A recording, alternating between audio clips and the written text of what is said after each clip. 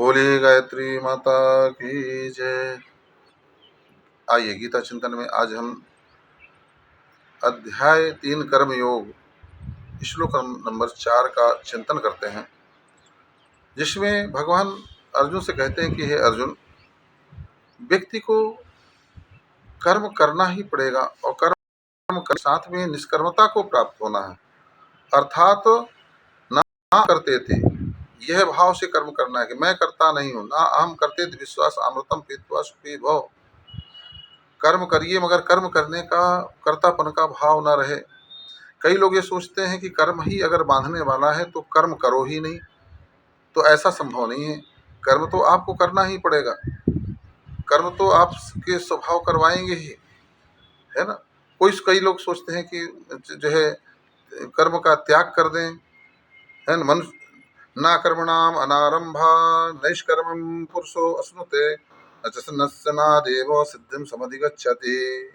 मनुष्य न तो कर्मों का आरंभ किए बिना और निष्कर्मता को यानी योग निष्ठा को प्राप्त होता है, न कर्मों के केवल त्याग मात्र से सिद्ध यानी सांख्य निष्ठा को प्राप्त होता है? तो हमें कर्म तो करना ही पड़ेगा, हर हाल में कर्म करना पड़ेगा, मगर हमें कर्म जैसा भगवान ने बताया कि कर्म करिए मगर कर्म के कर्तापन का अहंकार नहीं होना चाहिए, तभी व्यक्ति कर्म बंधन से जो है बच सकता है। आप देखते हैं जब तक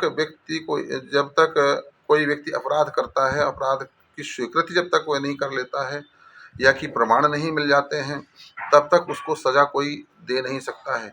ठीक इसी तरह से हम संसार में जब कर्म करते हैं, अपने स्वार्थ के लिए कर्म करते हैं, अपने भोग के लिए कर्म करते हैं और कर्तापन का भाव भी जो है हमारे अंदर होता है, तो उसकी सजा तो हमें मिलेगी ही मिलेगी।